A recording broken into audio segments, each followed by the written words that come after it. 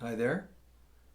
Thanks for joining us. This is the Friday Night Spiritual Insights with Michael Mirdad. The topic today is going to be when things fall away. This is relevant because that's the time of the year that we're having this conversation or presentation, but it's also just very apropos for lots and lots of reasons.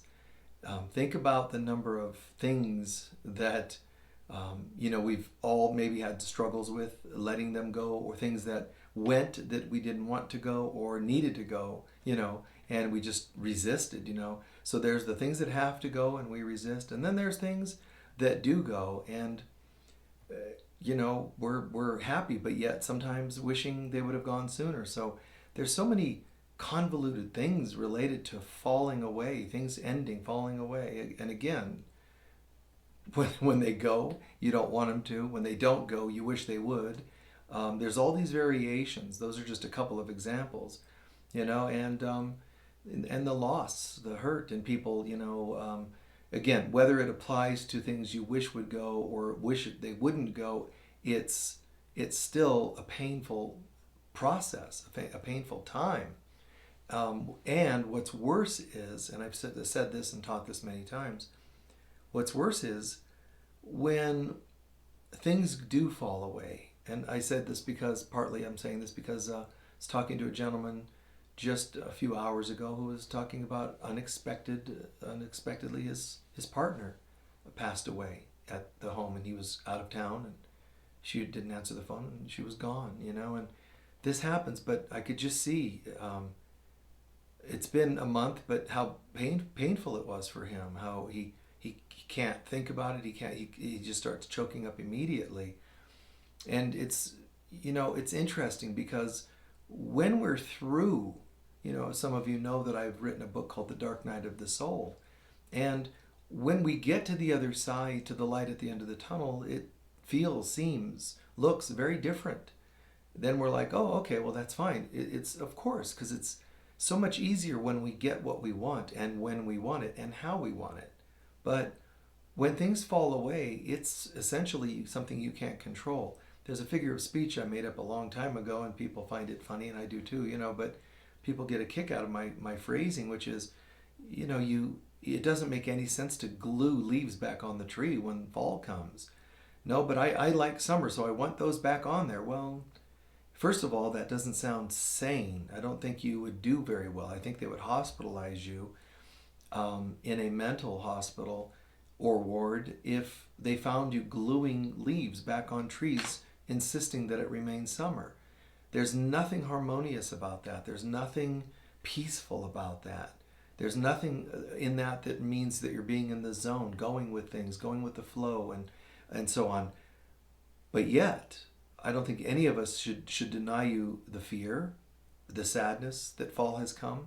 I mean, we love the fall season, many of us, the colors and the joy to a lot of things, but I'm talking about the deeper aspects of it. So I've said for a long time, when people experience a loss, you can sit and just even be in bed and hear leaves blowing outside or falling off the trees to the ground without even knowing it. Your subconscious is going, uh-oh. And without realizing it, you're having an internal conversation. Some of it could be, oh, it's wonderful, I hear the wind, and some of us like those seasons like that. But for some, on a subconscious level, the leaves falling means change. And that, for some of us, is equivalent to death. Here comes a change. Here comes an ending that I don't seem to be in control of. And I know this may sound bleak because that's sometimes how it feels. For other people, the bleakest of bleak is in the dead of winter, when everything seems cold or iced over or sort of constrained, with thick clothing and everything strapped down, and it has that vibe to it. Now, of course, all of it has a different side. The toasty, sitting by the fire, and your toes getting warmed by the feet getting warmed by the fire, and there's all that cool stuff. But I'm just talking about the depths right now, not the heights. And yeah, there are heights to the season, the falling aways. The heights, very simply, it makes room for a new life. it makes room for me to us, for me to integrate the things I've learned or experienced in the last many moons. So it's like, okay, well, it's a time of integration. It's not winter integration, but it's a time of retrospection and kind of, okay, what would I keep at this time, and what would I let go of? Letting go of the ghosts of the past, hence Halloween in that season. Hence Halloween, and then giving thanks, Thanksgiving. So letting go of the dead thoughts, words, deeds, finances, jobs, experiences, relationships, letting go, let it all die, die, die, die, die. And Halloween is also symbolic of these things trying to haunt us. Don't you let go of me. Don't you dare. Don't forget me. I'm your old relation. I'm your old this. I'm your old job. And they manifest as ghouls and goblins and all these creepy things seemingly in the season of Halloween. But really, they're symbolizing our wounds and hurts that are threatening to haunt us. And our job is to say, wait, part of Halloween, the higher aspect, it's like in astrology, every sign has an aspect, like a certain, let's say, an archetype or stereotype. But really, they all have two, one representing the lower nature, one the higher nature. Like the beast of the Sagittarian, and then the archer that's the upper half of that, always aiming, reaching for the stars, aiming for higher principles. So all the signs have these two components. And Halloween, like that, Halloween also. And Halloween, therefore, is the ghosts of the past trying to haunt us, but on a higher aspect. It's basically in a higher octave, you could say. It's Halloween is also supposed to be called All Saints' Day. So in that, partly the symbolism then is find your higher self. Find the saint, the god, the goddess within you to be able to overcome all the hauntings of what's gone on in the past. And definitely don't judge yourself. Definitely don't fall into that trap. That's the ghost getting the best of you. Where you let your ego undermine your progress, and you say, okay, wait, why is such and such coming up? I haven't thought of that person or that event in years. And it's because that's exactly what the ego's doing. It's the subconscious, the ego in our subconscious is trying to haunt us, trigger us. Boo! It's what the Halloween thing is. It's all about startle and boo.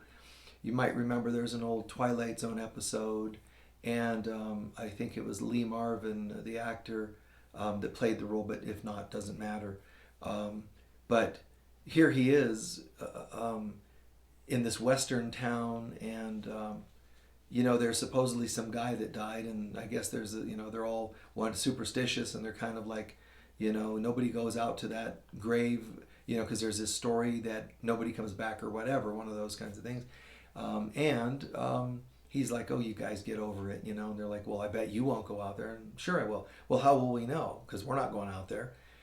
So he says, well, I'll go out there and I'll take this sword or whatever it is, and I'm going to stick it in the grave, of someone. Then you guys can go in the daylight the next day to confirm that I was out there. So it shows him, weathering, the wind's blowing, it's a blustery day and adding to the hauntedness, and it's dark out and so on. Middle of the night, so he goes out to the middle of the graveyard or out in the graveyard and sees the grave that he's supposed to stick the sword into, the one that has all the dark superstition around it. And he says, all right, so I'm here, fine. And he got a little bit fearful for a moment, but, he finds the courage, puts the spear in the ground, the sword in the ground, in the grave, and he turns. The way they film it, he turns to walk away, and as he turns, you see him get startled because something grabs him and pulls him back. And it's like, wow, so there was something to the superstition, the ghouls, the goblins, and it's also a very cool metaphor that the stuff that of our past will always get us. Now here's the part that, in case some of you haven't done a spoiler alert and already told everybody the end, or those of you who did see this, the guys come out the next day. Well, he never came back. What happened? And then they see his body laying there on that grave. And they're like, so it's true. Something did grab him and kill him. Look at him. He's white as a ghost. He had a heart attack. Something grabbed him and his heart failed him or something to that effect. And then one guy goes, no, no, look. And they look, and he put that spear in the ground, the sword in the ground. And they said, look, it went through his own coat. He pinned his own coat into the grave. When he turned, he thought something grabbed him. He had a heart attack and died. Moral of the story, it's our fears. It's our fears that get the best of us. So your ghosts, your whatevers they are, all the whatevers of life, they're the things that haunt us. It has nothing to do with God. It has nothing to do with God's will that we be afraid, that we be tortured. But I hear and see so many people, so many friends, so many students struggling. I hear people talking about having gone back, and that's an interesting phraseology. I went back to my family's house this last week. I went back and visited an old friend last week. I did go back and go back. I went back to my school. Whatever it is, I went back through my photo album. Going back is very symbolic of I am journeying like a Mercury retrograde, which we're also in at this time. I'm journeying backwards into my old self, my old life, my old beliefs. What am I finding there? Only me. I'm not finding any fate sent by God, but I'm finding me and parts of me, unhealed parts, fearful parts. And in that show, this guy's stabbed his own coat because the winds were blowing. Now there's an interesting twist they put on this. Oh, so his coat was blowing in that direction, and he stuck it in and then his own fears got him. Now, of course, this is the Twilight Zone, so they throw a twist, which is, but wait, the wind was blowing the other direction last night. So it couldn't have been. Well, even if it were something grabbed his coat and pulled it that way, you can't deny that his sword went through the coat and stuck him there. So it still was his own fear, twist and all. It still was his own fear. And this is all something we have to look at. Halloween, the lower octave, the higher octave. The lower octave, of course, fear.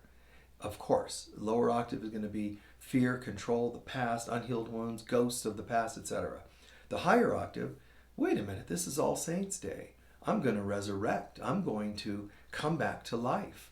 I'm going to use this auspicious time to get somewhere here, and then making that concerted effort to move forward. Now, if you make it through that test, if you make it through that seemingly bleak period, it's only a few weeks later you get to celebrate Thanksgiving because you have proven that you came through.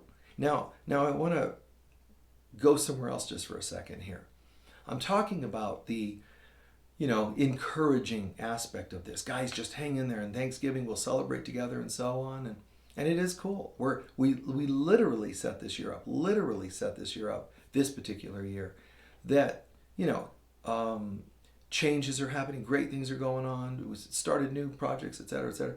But even just in this fall, my God, in the next 6 weeks alone, I've got conferences that have contacted, asking me to speak, and I'm very selective about those kinds of things. So there's that kind of looming. There's other things that I lend support in other people's projects and make myself available there. So there's a bit of that going on. That's just very minimal. And there's the day-to-day emails and so on, and daily sessions, sometimes starting as early as, the wee hours, dark still outside sometimes, and get to work, and sessions often on throughout the day.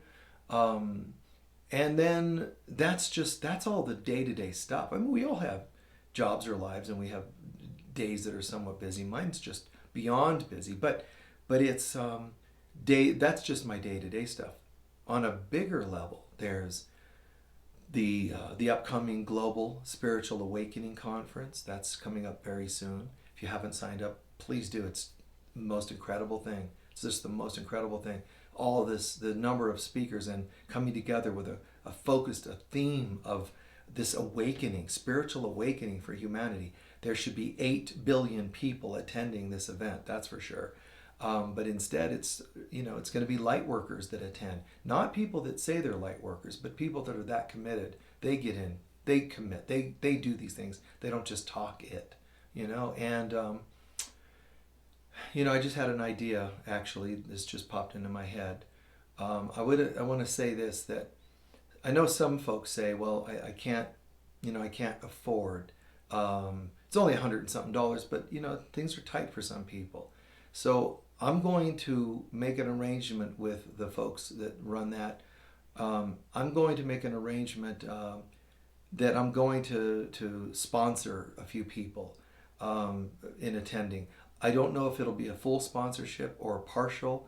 I can help. I can sponsor more people partially than I can just fully for, it'll be less, but something like that. Clearly, I haven't sorted it out because it just popped into my head. But I'd like to sponsor some people if I can. So the first people that get in touch, the first people that we get an email from, you can email my office at Grail Productions or office at michaelmirdad.com. The first people we hear from, then I'll pass that on to them as the ones that responded first. But that's just an aside, okay? And we all should just help where we can and how we can. But anyway, there's the conference coming up, and a few days after that, I've got a Thanksgiving thing, event to sort of go in and focus on prayer, do prayer and bring people together, and that launches my 4-day intensive, my 4-day Christ consciousness intensive.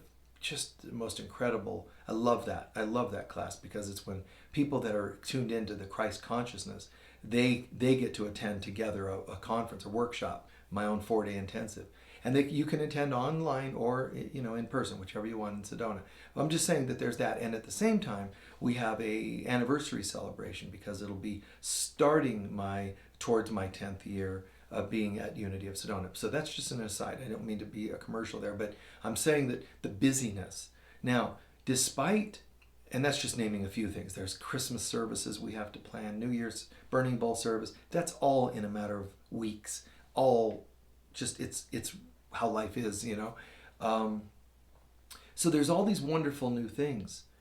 But for them to be the highest, for anything you want to do to be the highest, nature itself asks you to put something on the altar, meaning let something go of the past.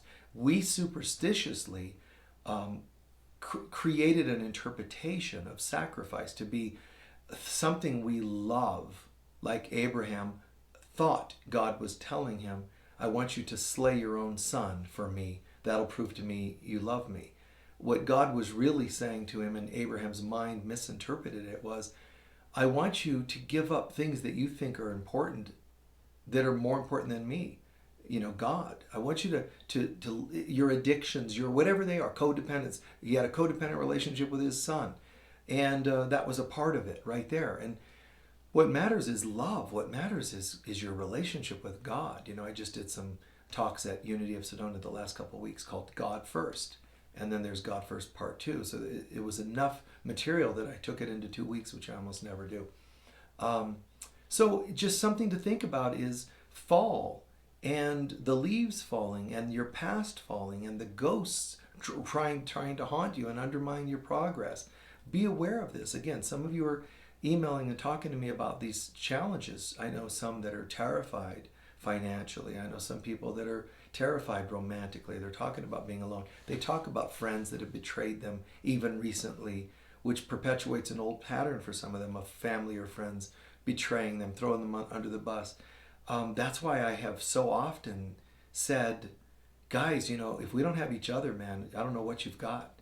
We really have to stick together. And it's a funny thing because as a spiritual teacher, we can really see that we can easily tell people, let's stick together, maybe there's going to be earth changes. Let's pretend earth changes start tomorrow. I remember the change of the millennium, and also when 2012 came, a lot of people just literally thought it was the end of the world. And it was certainly a shift in consciousness. That I can swear to you on. But some people thought there was literally an end of the world, or at least devastation, leaving people to fend for themselves. And what amazed me is, if I would have said to even students, devout students of mine, I mean, I'm talking devout meaning if I have, let's say, 1,000 people, just using a round number, it could be 100, 1,000, 10,000, 100,000, whatever number of you watch and go, I really like what this guy has to say. If I would have said, hey everyone, listen, it is actually going to happen. This is going to come down and there's going to be devastation. We need to all pitch in and store up some food and medical supplies for people. You may not believe this, but because I've worked with people for so long, you may not believe this, but maybe 1%, maybe 10% on a good day, if you want me to be real optimistic about it, actually comes through and steps up. People will say, I love these teachings, I love this, I love that. They could, whoever it is, I mean, Jesus, they loved him. They loved him. Oh, God is with us. He rolls into Jerusalem and they're all like, wow, praise God, this guy's wonderful. Guys, within hours, they were yelling their vote for him to be crucified, from the highest praise and compliment to crucifixion. So this is the fall season. The ghosts come out, the memories of family that threw you under the bus, and so on and so on. You're needing to align with people that are more God-centered as best you can. More God-centered. It doesn't save you to run away and join like a cult thinking they're all on the same page, because a lot of times you have guru kinds of things. Those are just twisted too. So it's the world tries to make no safe haven, no great healthy place for us. We have to create one. And right now we've created one in this kind of a group. I have my Friends of Michael Mirdad Facebook group. And in that group, people can, participate and share feelings and share thoughts. But we don't enable garbage. We don't want any gossip. We don't want any hate. We choose not to. We just literally choose to say no to hate and gossip and all these kinds of things. Even just the smutty stuff of the internet. I'm not interested in that. So we approve posts. We keep it clear and clean. And people can, of course, post on each other's threads. But we keep it really beautiful and clean as much as we can, because I believe in this. So you and I, we really have to choose our life. You can't just expect that, this is a new friend. They won't be like the old friend. You have to create a better you that creates a better friend that's a little bit better at healthy boundaries, so that even a new friend doesn't start acting like an old friend. They have to know what you're about, so that they basically subconsciously will be saying to you, sometimes consciously they say, thank you. Thank you for sharing with me the parameters here so that I know what's okay. And the ones that can't do that, they fall off the tree, just like the leaves falling to the ground. Let them go. There are times, for myself, there are times when it's like, wow, where is everybody? Like, has everyone just lost their minds? Hate, gossip, hurt, betrayal, all these kinds of things. It gets lonely at the top, as we've talked about before, because as you move up the pyramid to the pinnacle, the capstone, which is the ultimate Christ consciousness, there are less and less other building blocks with you, meaning people. So it'll happen that way for a while, but not forever. There will come a time, whether it's the easy way or the hard way, humanity is going to learn to get their priorities straight. They're going to turn back to God, to spirit, to love, to getting along, to caring for one another. But until they do, you and I, our job is to keep forgiving when they don't. Like I said, I sort of, in a way, I have a simple life, in that there's only so many things I'm interested in and devoted to, really, God and the path. But at the same time, there are those moments where it's like, maybe if I just back off a little on that and do something a little more normal, I could have a little more of this, a little more of that. Folks cry out to me, Michael, what about affection? Am I going to meet somebody someday? Michael, what about this? Can I not do that? Is it bad that I do this? Is it wrong that, being so critical, because we're really looking for some semblance of sanity, some just normalcy. And the fall season is extra tough because you're seeing some of the hopes of what would have been normalcy falling away. I thought that was a friend. Now remember, this we could be talking about in June, and you could have fall, meaning the season isn't just the calendar season, it's the psychological season of fall, things falling away. But yes, definitely, because we live in a symbiotic relationship, whether we like it or not. A lot of people resist that idea to Earth. Instead, they live in a parasitic relationship. Instead of, we can choose the symbiotic and realize, I kind of, you're just naturally going to flow with nature. There's a certain time when the blood's going to do something different during certain seasons and do other things other seasons. The wind is going to do something different. All the elements in your body and outside of your body, they're all going to do something different each season.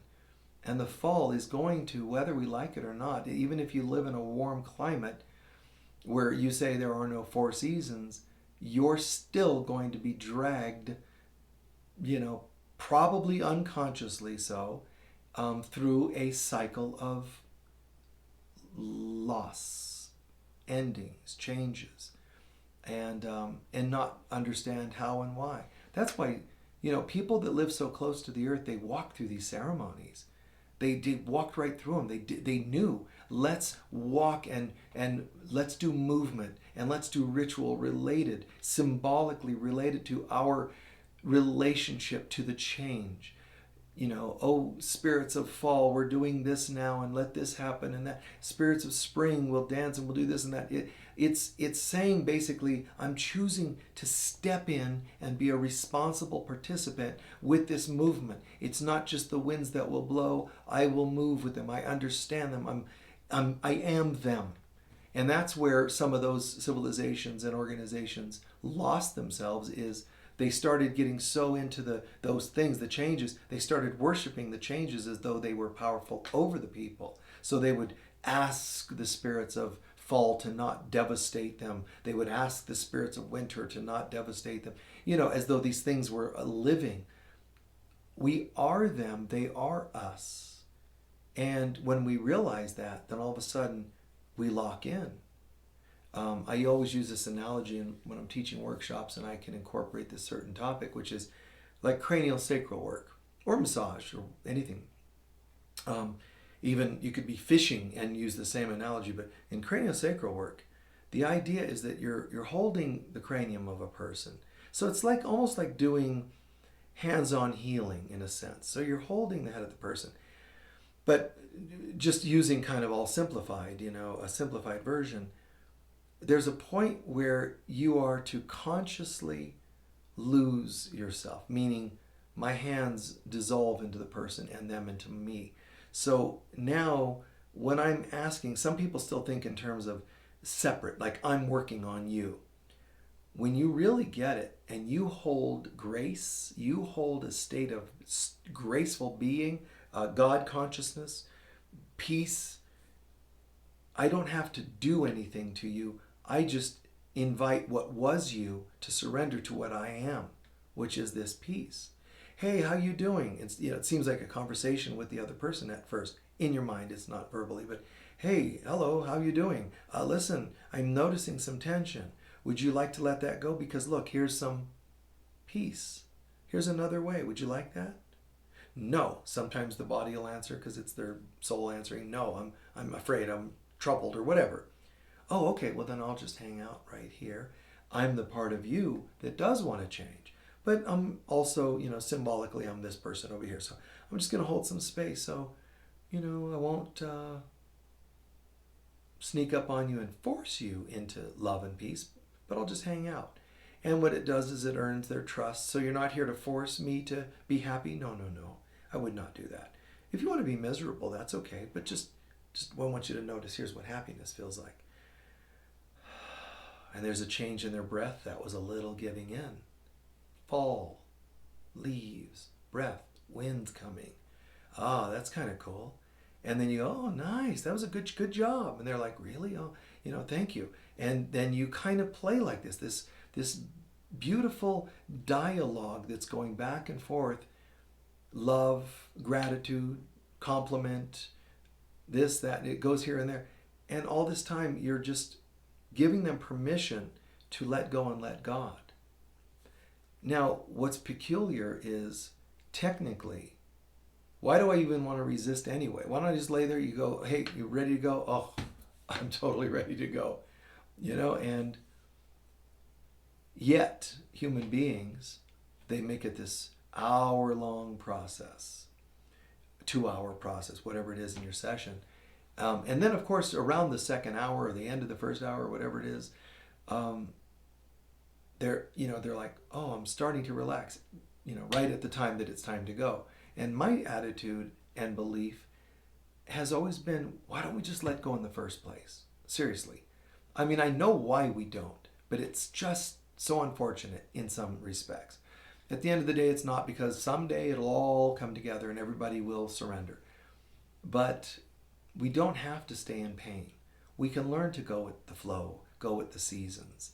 I'm not always expert at it, don't get me wrong. There's times when I have been literally going into the dark night of the soul and been there for months or longer before it even clicked in that that's what was happening. Busy with this, busy with that, and so on. And then suddenly going, whoa, wait a minute. When I stop long enough to recognize, everything seems off, stuck, challenged, dying, then I can surrender sooner to it and go, okay, let's do proper process with this dark night period. It doesn't mean you don't do anything. It means basically you stop forcing anything, that's for sure. But there are certain things you do during the dark night until you reach the light at the end of the tunnel, and that's the second half of that process. That's all in the book if you're interested. But for me, it's an interesting thing. The fall season, I'm hearing so much people struggling, and we're going into deeper and deeper into the fall season, and along with that, we're riding a vehicle called Mercury retrograde. So the automobile is on autopilot, and the autopilot is totally off, seemingly, because it's going every direction but the one direction we'd like it to go. So at that time, I'm encouraging us all, reach out to friends, counselors, sponsors, reach out to what feels trustworthy. Of course, first and foremost, God, but also humans. You can't just reach to God and always distrust humans. Reach out, Now, if I were you and I reached out, let's say you're involved in a group, some loneliness support group, and you're like, okay guys, I've been in the group for a month now and I'm still getting acclimated, and I lost my loved one and I'm still feeling struggle and loneliness, and I'm just going to be vulnerable and say, could you guys send me an encouraging word? I'm struggling this week. Crickets. Nothing. Like, you'd be devastated. I reached out and nothing. Well, be careful about, don't just jump to a conclusion. Oh, well, there's a group that pretended to be nice and they're really all jerks. Your post may not have gone. It could have gone into cyberspace. It could be that you posted it, but the social media company that you used, that we use sometimes, might have banned it. There's all kinds of things that go on like that. So I would double check and say, listen, was this okay? I've had people do that. They ask. I'm appreciative that they ask. And they'll say, did I post something else? I never saw the post. And that's kind of cool, because instead of them jumping to a conclusion, they can get clear on that. And the reason this is important, one reason, is because just because you and I reach out for some sanity and some semblance in our lives, and it doesn't go well, whether it was an accidental it didn't go well, or if truly the group actually said, we don't like you. We decided, yes, we're a loneliness support group, but there's something about you and we just don't like you. That can happen. I mean, nobody would usually do that, but if we exaggerate it and go that far, and literally they just say, don't like you. This group is actually led by the beloved sister of your ex who gossips about you. So we've banned you from the group and you can't get your loneliness dealt with here. Oh my God, how would that not feel like, oh, a stab in the back from the past, and right through the heart. Of course. But I'm warning you because we run on our own patterns too. I'm often rejected. Then you go and do this with this group, this bizarre circumstance where an ex's relative bans you from the group, and you think it's, wow, how dare them, and I can't believe it, and I'm just devastated, now I have no reason to live. Be careful, because you also set that up, because you have a pattern of abandonment or betrayal or whatever it is. And so you set that up. Now it happens and you go, see that? I knew I couldn't trust anyone, but it's your pattern that set it up. So you must be careful with these kinds of things. One way to deal with that is communicate. Reach out and communicate. Hey, listen, I didn't get this post, or I didn't get this letter, or I sent you something and I did, whatever it is. Often, more often than you imagine, people will say, sorry about that, I didn't know. Only once in a while are you really dealing with the cruelty you were afraid you were dealing with. Now, if that's the case, then it's fall. Something is even if this was mid-spring, what you're dealing with is something that is a fall symptom, such as, I just, like I've done this with business associates or friends, family members, whatever. What I do is I double check instead of, is this coming from, is this a pattern? Let me check this out. Okay, then let me also reach out. Hey, listen, just checking. This is what seemed to happen, And sometimes, oh, no, sorry. And then everything's beautiful. Thank God I was trusting enough in myself and in them to reach out and say, what do you think? And they say no. And then that's good. I'm now seeing the good karma of my trusting to reach out. Now, what if, and it does happen sometimes, they say, well, yeah, you're right. I did throw away your letter, your card. You're right, I did sabotage that business deal or whatever it is. What I do is I want to say, are you sure that you want to do that? I'm just being clear. I'm just wanting to double check. You don't want to repair this? You don't want to be honest with me? You don't want to, whatever it is, make amends? I put it out there one more time. Why? Okay, because I'm not going to enter the winter season with fall issues or the fall season with summer issues. I want things closed. I want healthy, clear, and communicative. So personally, I would give them the chance. Say, what's this about? If they say that happened, sorry, great. If they say it happened, not sorry, don't care, not wanting to make amends, not wanting to clear things up, wow, it's kind of a blow, isn't it? It's kind of like, oh, but at least I know where I stand. I'm not going to drag or even try to walk you into the next season with me, the next year with me. You told me where things are at. You told me, whatever it is. Well, truth is, I just don't like you. Whatever, people say to people.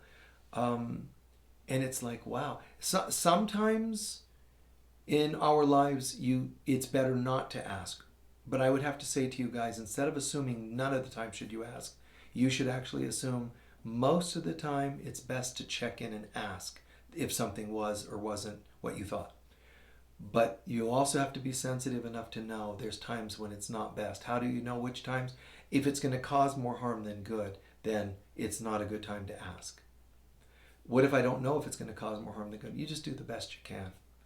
I know that I remember high school incidents where, there were some guys that I was, friends with, but they've had, some things going on, and one of them had a sister who sometimes hung out with us.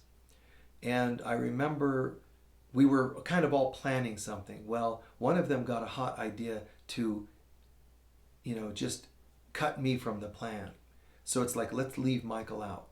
And a couple of guys were like, yeah. And the sister of the guy came to me and said, Michael, I don't want to hurt your feelings, but, they were talking about these plans, and I just want you to know they're plotting against you, you know. And it was like, wow. I was very grateful for her honesty about that she would come to me and tell me that. It also was very impactful because I could go, wow, this is what I'm used to. This kind of throw me under the bus, you know, it's family, um, and so forth. You know, it's a pattern. We have to be honest and see the pattern. So I kind of saw that, and it was like, wow. It was a little bit saddening, confusing, because I was no conscious threat to them in any way that they would want to do that. But that's their game, their perception. So sometimes, if you've been, let's say you were in another lifetime, you were a star athlete, and you excelled beyond what your colleagues did, and those colleagues are now your brothers and sisters. You think they're going to be happy about that? They carry that with them to work it out. But most people don't want to work things out. They don't want to come clean. They don't want to be honest because that would take responsibility, and people generally don't want to do that. It doesn't make them horrible or evil, it makes them lost. And they're going to have a karmic life of being lost. And some of you would say, well, some of the people that have done that to me, they didn't get lost. They're the ones who ended up with the money in the divorce. Or they're the ones, the brothers, the sisters that ended up with the will after my parents died. Or whatever. They look like they win sometimes. They do. There's a person at work who threw you under the bus. They got the raise, you didn't. They got the promotion, you didn't. You're right. They do win sometimes. We're not supposed to be sitting there with the clicker, how many times they won and I won. And just to realize this is about healing so that I can practice forgiveness. Why? Because as now Thanksgiving comes, I'm grateful as I look around this room. Let's pretend last year I had 50 people at my in my home for Thanksgiving. They were family members, friends, neighbors, whatever they were, and we celebrated. And this year we have 20. Is it like, oh, hey 20, how are you all? Kind of a bummer to have you guys here. I wish I had my 50. That doesn't honor the relationship of what you have in front of you. So what I would say is, wow, I've got 20 healthy people around me. The ego self is going to say, hey, but wouldn't you like 50? I mean, on Valentine's Day, wouldn't you like to get 50 cards instead of 5 on, holidays? Don't you want to get 50 Christmas cards instead of 5? It's that's not your God self that thinks that way. It's not the God self that's processing the event that way. Instead, guys, as I'm going to start coming to a close in a moment, the celebration, Thanksgiving, yes, it's very cool. And sometimes this is about finances too. Like, I would rather have, if I make, money every month, let's say, I don't know whatever amounts people make these days, but let's say you made $5,000 a month, and one or so thousand was through hardship means. It was like hard, a job you hated, people that attacked and that were rude, but you get that extra grand, and you're the 5 you want. I'd rather have 4 and be happy than to get the 5th and be miserable. That's why, I all the time make changes in my life, clean things up. And your body does it without you knowing it. Your body always tries to be efficient and clear up cells that are dead and let them go. You think it's something to see the leaves falling because you can see them, but you also have cells falling off your body every day that are no longer necessary. The DNA is constantly, between the DNA and RNA, there's this process of refurbishing, replenishing. And that's just an example of nature trying to bring us to higher levels. But you can't go higher if you don't die well. So if and when you're going through any processes along these lines, I'm not going to give you the speech of keep it stiff upper lip and get your chin up. And I don't want to deny that we hurt, But I am partly saying be aware of what's really happening, number one. Number two, do reach out for the right people to support during this time, during such times. Whether the time is fall, whether the time is a loss, literally, or whether it's something triggered, a memory of a loss, so it's a figurative thing, it's something from the past. It doesn't matter. To be able to reach out, to be able to know people are there. And it doesn't always go your way when you reach out to know they're there. But my God, I can tell you 8 out of 10 times it'll go that way, which feels great. Be grateful for them. If you get attached to it, then you'll have lessons to learn, and even they might not be there sometimes. And sometimes that's just a house cleaning to get you higher and higher. Jesus' friends were only going to be able to be with him for so long.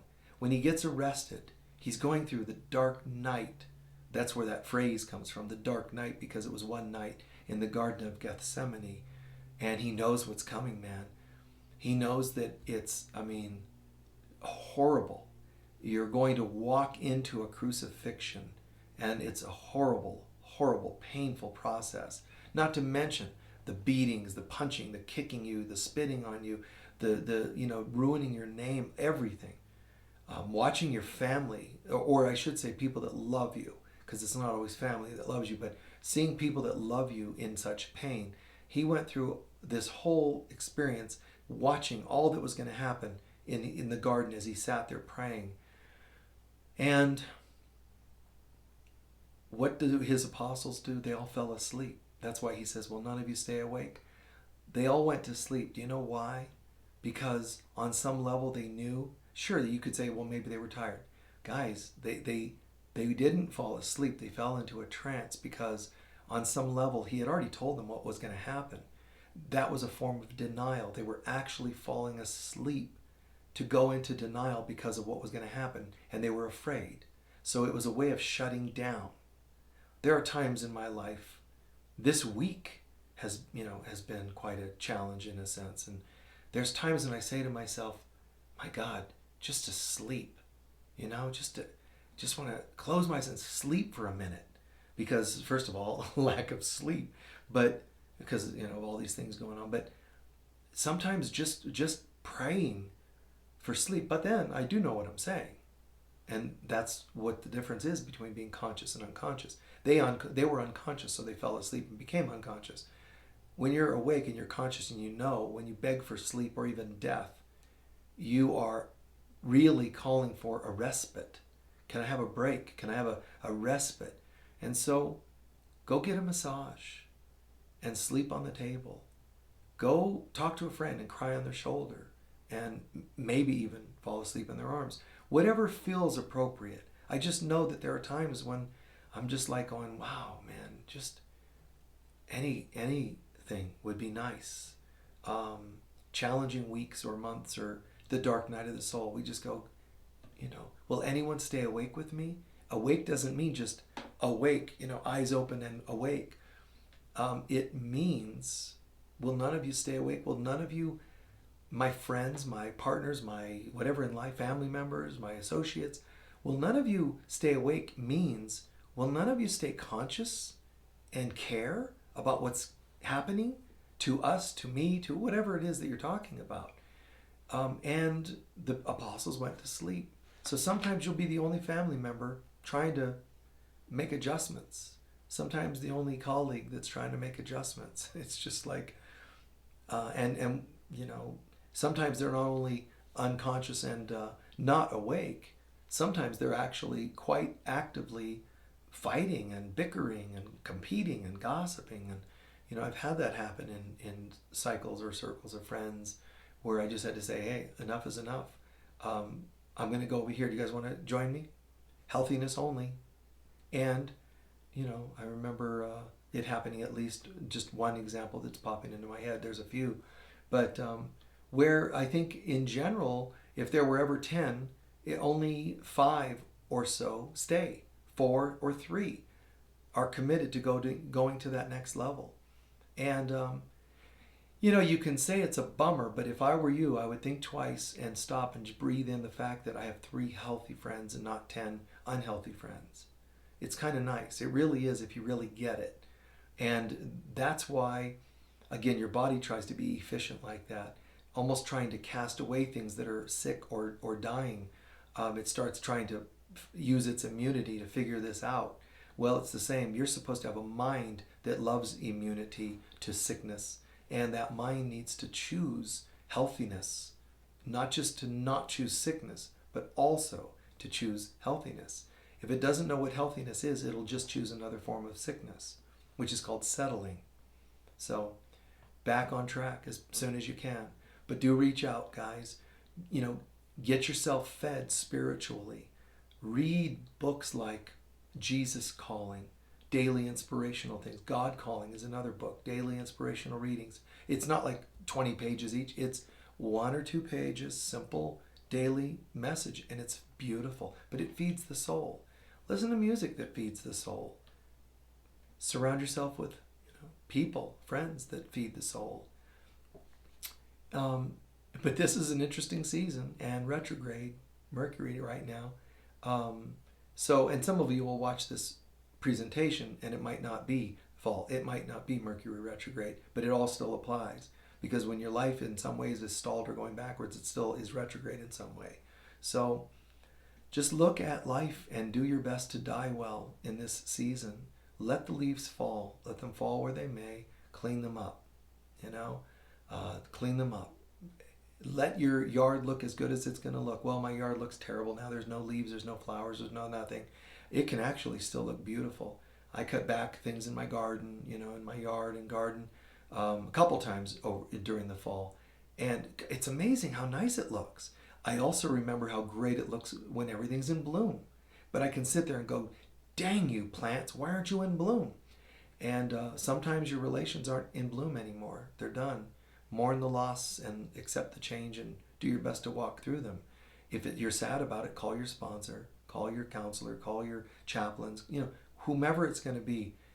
Have some spiritual allies. Participate in online courses, mine or whomever's. Read God Calling, Jesus Calling. Very inspirational. I just think they're great. Just find something, guys, because as I'm now ending, remember, this isn't just about fall. When you fall well, when you die well, get through the ghosts and goblins, get onto the all saints, be the God Goddess, move forward, give thanks in November or the season of gratitude or even just your own personal process, even if it's in June, so that Christmas, Christ Mass, holy days, holidays can come to you. Die well and give thanks so that you can have a really great end of the year. Even during moments of challenge, and there have been lots this last few months, and really I don't think anybody even knows that, but I'm sharing that with you now, but I don't think I've really spoken about it thus far. But focusing and going, I'm going to go through this year. I'm absolutely determined. I'm now going to do the next thing. I'm now going to do the next thing. Do the next right thing. Focus and go. Focus and go. Take a deep breath. Focus and go. You have, 10 more sessions to do, 6 more calls to make, or whatever you guys are doing in your lives. Got to go get groceries. I'm not in the mood. Let's go get them. And let's be sure to include something that'll be fun, to reward ourselves for going and shopping, getting groceries. Just divide and conquer. Be masters. Connect with God and go. Connect with God and go every day to the best of your ability. And if there are challenges, don't expect them just to take care of themselves. Divide and conquer. Hire a new accountant, hire a new this, do a new that, something different to make some changes so that you don't end up in the same boat next year saying, I can't believe this has happened for another year. I can tell you that the things I see happening and going on here and around this and that and the other, very slim chance that I'm going to see it or do it the same way another year or whatever into it next year. Make some changes. So the fall season, all these changes and challenges, they're all about tests to fine tune. You either crumble to them or you rise above. And if you have your spiritual food and your spiritual support systems, friends, sponsors, counselors, etc., you're going to stand a far better chance of making it through it all. So go for it. Connect, all right? Many blessings. Join us where you can and when you can. Peace be with all of you. Bye bye.